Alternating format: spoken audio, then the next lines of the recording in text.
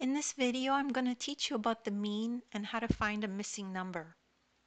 So this looks complicated, but it's actually not, and I'll show you some tricks that'll help you get through this. So for the following data set, and we have a data set with a missing number, if the mean is 5, what would the number of y be?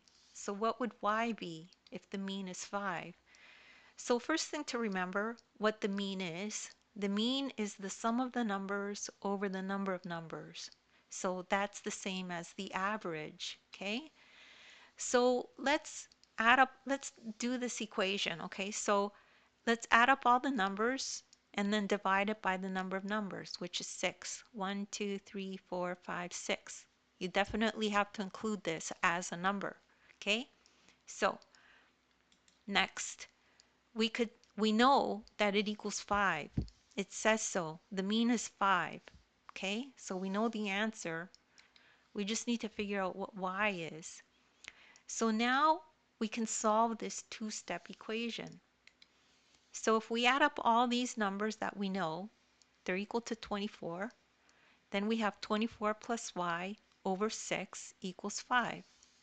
All we did was add up the top numbers. Okay. Now we can isolate y. We can multiply both sides by 6. Okay, so multiply both sides by 6. So here, make sure to put brackets around this, okay, because if you're multiplying something, you have to make sure you remember your order of operations, that the 6 would multiply into all of this, right?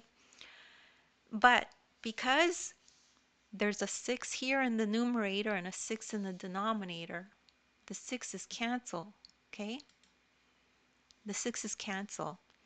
So just remember another note, that whatever you do to this side, you have to do to this side. So because we multiplied by 6 here, we multiply by 6 here, okay? So now we're left with 24 plus y equals 30, because 5 times 6 is 30. Now we can further isolate y by subtracting 24 to both sides, okay? So we want to undo this addition. So to undo it, we could subtract 24. So 24 minus 24 plus y equals 30 minus 24. So we're left with, these cancel out, equals 0, right? So we're left with y equals 6 after we do 30 minus 24. So the missing number in the data set is 6. So y is 6 to make the mean equal to 5. Okay? And that's all there is to that problem. Don't worry if you didn't get that right away.